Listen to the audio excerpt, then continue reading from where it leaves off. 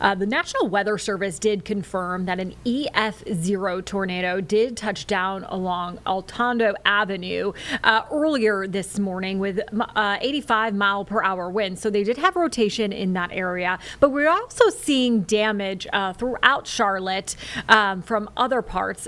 Jesse Pierre, our reporter, is down along Park Road. And Jesse, there's some damage along that way, too. Yes, exactly. Park Road and Gifford Road. And you can see the home right behind me, and you can see how the tree was uprooted and fell onto this home. Fortunately, no one was home at the time when this came down, but there is still extensive damage to the home. Now, I'm going to bring in Rick with Secure Tree Services here.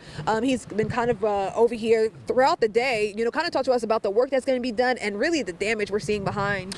Yeah, unfortunately, when you have sensitive situations like this, we really excel as a company and come in, and so we'll be bringing our heavy equipment in and performing and doing all complete due diligence on the property, making sure that the home's fully secured. We have a company that will come in and put the tarps down as well. So. Is there anything you can tell us about this tree? Like, is it rare that this fell or was uprooted, or was it an old tree? From looking at the root ball, it appears it was a little bit diseased on the right side of the tree, so that probably had a little bit to do with it. And then what is your advice to homeowners and so forth, especially when we have these strong storms coming, or, throughout the spring season and so forth? I would watch the tops of the trees, which is the canopy. I would always make sure that if you look up and the tree doesn't look vibrant, that there's a lot of abundant leaves on the trees. That's when you would want to contact us to take care of the trees and take a look at it and do a kind of like a risk assessment to see if it would be something that we need to look at and maybe take out.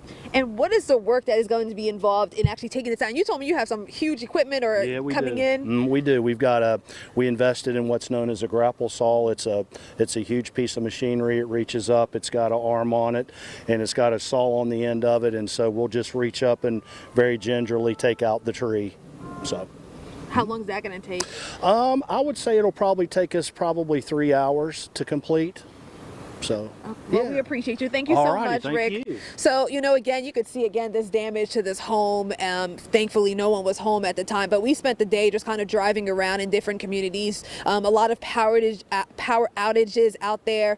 We were in Southeast Charlotte earlier, Northeast Charlotte, sorry. And, they're expecting the power to be out until about 5:30 this afternoon. The woman I spoke with, she was just saying that, she obviously can't work from home today, so she had to go in, but she was really concerned about anything she had in the refrigerator and things like that spoiling. But again, no one was hurt there, just some trees down over there that took out some power lines. Back to you.